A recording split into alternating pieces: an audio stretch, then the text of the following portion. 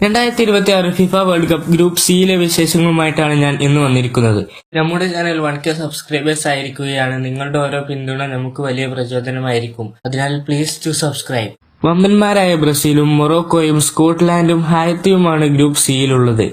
Group സിയിലെ മത്സരങ്ങൾ ഒന്ന് കണ്ടുവരാം. ആദ്യം Brazil. June 14 Brazil versus Morocco തമ്മിൽ മത്സരമുണ്ട്. പിന്നെ ജൂൺ 20 ബ്രസീൽ വേഴ്സസ് ഹായ്ത്തിയും തമ്മിൽ മത്സരമുണ്ട്.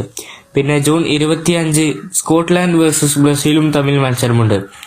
ആദ്യ മത്സരം പുലർച്ചെ 3:30-നും രണ്ടാം മത്സരം പുലർച്ചെ 6 മണിക്കും മൂന്നാം മത്സരം പുലർച്ചെ 3:30-നുമാണുള്ളത്. പിന്നെ ഹായ്ത്തിയും സ്കോട്ട്ലാൻഡും തമ്മിൽ ജൂൺ 14 മത്സരമുണ്ട്. പിന്നെ മൊറോക്കോയും സ്കോട്ട്ലാൻഡും തമ്മിൽ ജൂൺ 18-ന് മത്സരമുണ്ട്. പിന്നെ മൊറോക്കോയും ഹായ്ത്തിയും തമ്മിൽ ജൂൺ 24-ന് ഒരു മത്സരം കൂടിയുണ്ട്.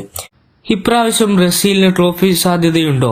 കമന്റ് ചെയ്യുക. അടുത്തത് ഏത് ടീം വേണമെന്ന് കൂടിയും കമന്റ് ചെയ്യുക.